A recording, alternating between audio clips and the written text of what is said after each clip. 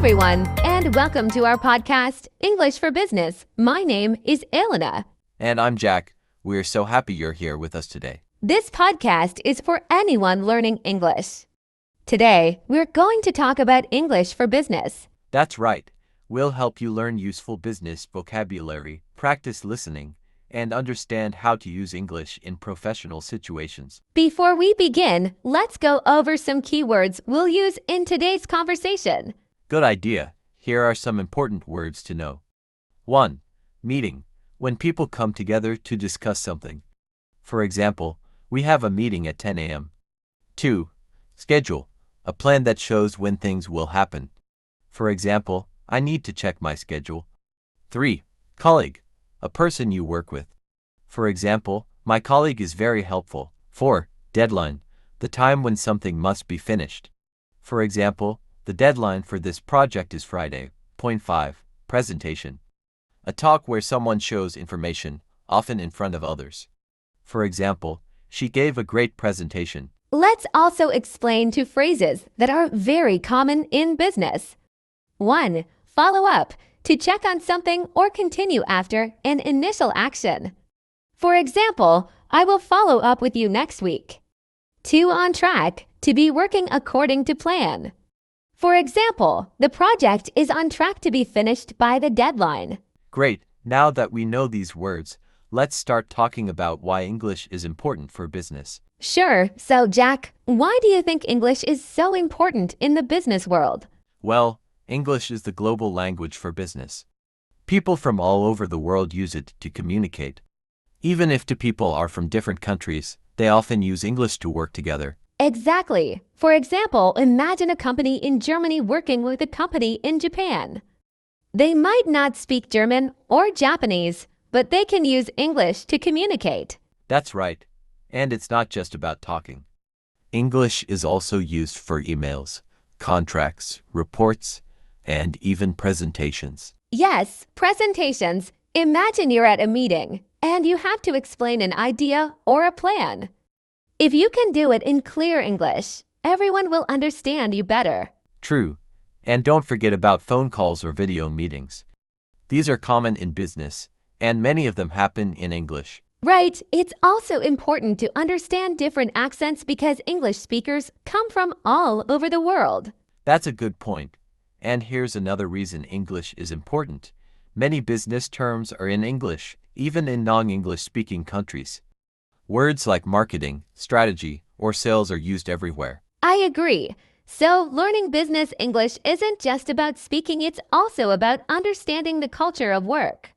For example, being polite, saying please and thank you, and knowing how to ask questions in a professional way. Yes, like saying, "Could you please send me the report?" instead of just "send me the report." Exactly. Being polite shows respect and helps build good relationships with colleagues and clients. And good relationships are key to success in business.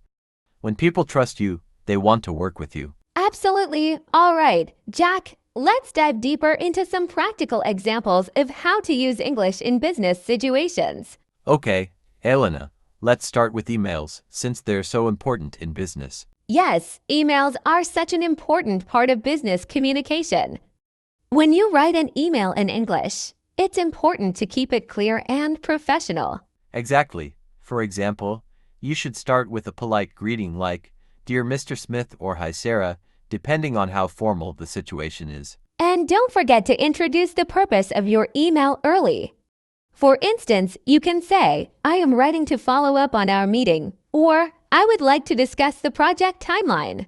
That's right. It's also important to keep your sentences short and simple, especially if you're writing to someone who is not a native English speaker. Yes, simple language makes your email easier to understand. And at the end of the email, you should include a polite closing, like "kind regards" or "best wishes." One more tip. Always check for spelling and grammar mistakes before you send an email. A well-written email gives a good impression. That's so true. Now, Jack, let's talk about meetings. This is another important part of business communication. Absolutely. Meetings are a chance to share ideas, make decisions, and solve problems. If you're in a meeting in English, it's important to know how to participate actively. For example, if you want to share your opinion, you can say, I think. Or, in my opinion, this helps you sound confident and clear. And if you want to agree with someone, you can say, I agree with that, or that's a good point. But what if you don't agree? It's important to stay polite. You can say, I see your point, or I'm not sure I agree with that. Exactly. And don't forget to ask questions if you're not sure about something. You can say, could you explain that again, please? Or, what do you mean by that? Good advice. Asking questions shows that you're listening and want to understand. Also, be mindful of the time in meetings. If you need to say something quickly, you can say, just a quick point, or, before we move on, I'd like to add something. That's a great tip. Meetings can be busy, so it's important to know how to make your contributions short but meaningful. And one last thing about meetings, don't forget to take notes. Writing down key points helps you remember what was discussed and any actions you need to take. Yes, notes are super helpful. Now, let's move on to something else that's very common in business, giving a presentation. Giving a presentation is definitely an important skill in business. It might feel a little scary at first, but with practice, it gets easier. Absolutely, Jack. When you're giving a presentation in English, it's important to start with a clear introduction. You can say something like, Good morning, everyone. Today, I'm going to talk about our new project. Yes, and using simple and clear language is key. Remember, your goal is to make sure everyone understands your message. That's right. Also, organize your presentation into sections. For example, you can say, first, I'll explain the main idea. Then, I'll talk about the details. Finally, I'll share the next steps. And don't forget to use visuals if you can. Charts, graphs, and slides can help people follow your points more easily. Exactly. Visuals are a great way to make complex information easier to understand. Just make sure they're not too crowded or hard to read. Good point. Also, remember to make eye contact with your audience.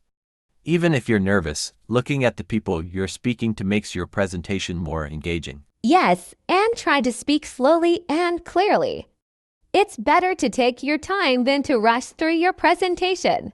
Another tip is to invite questions. You can say something like, if you have any questions, feel free to ask at the end of the presentation. That's a great way to make it interactive.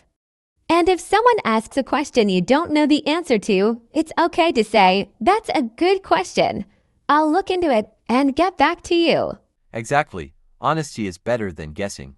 Now, Elena, another key part of business communication is handling phone calls or video calls. Yes, that's a big one. Phone calls can be challenging because you don't have visual cues like body language, so it's important to speak clearly and listen carefully.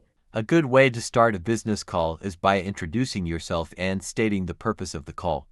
For example, hi, this is Jack from ABC Company. I'm calling to discuss our meeting next week. That's a good example. And don't forget to confirm important details during the call. You can say, just to confirm, the meeting is at 10 a.m. on Thursday, correct? Yes, confirming details helps avoid misunderstandings. And if you need time to think, it's okay to say, can I get back to you on that? That's a useful phrase. Also, at the end of the call, make sure to summarize what was discussed and thank the person. For example, thank you for your time. I'll send you the updated report by tomorrow. Perfect. That wraps up the basics of handling phone calls. Let's talk about one more important area of business English, networking and making connections. Networking is such an important part of business, isn't it? It's all about building connections with people who can help you grow professionally. Exactly.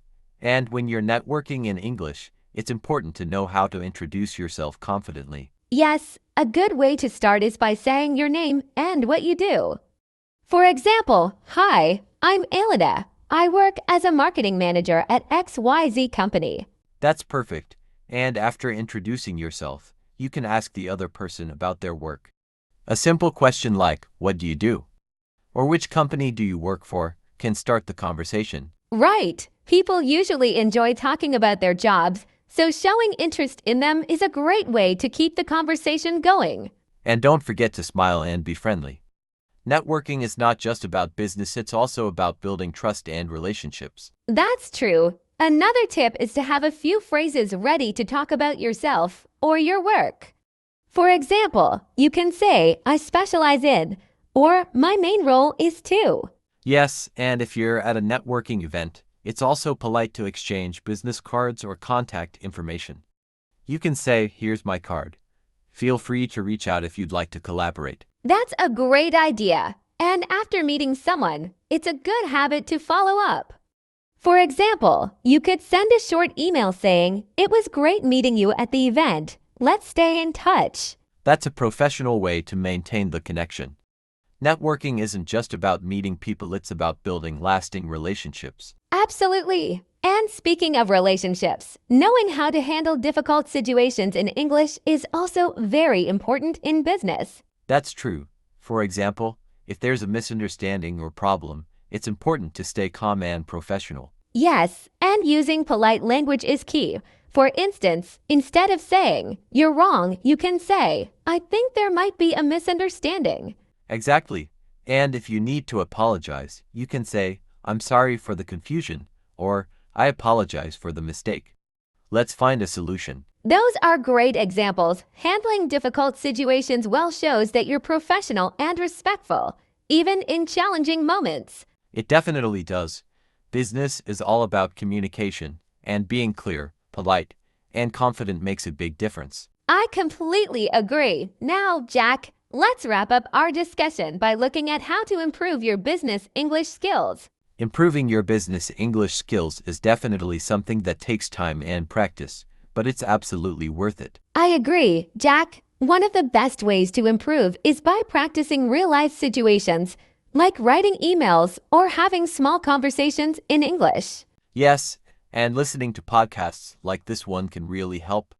It gives you a chance to hear how English is used in business contexts. Exactly. You can also try reading business articles, watching videos, or even joining a language exchange to practice speaking with others. Another tip is to focus on expanding your vocabulary. Learning new words and phrases, like the ones we've talked about today, will make you more confident. And don't forget to review and practice the words you've already learned. Repetition helps you remember and use them naturally in conversations. Absolutely.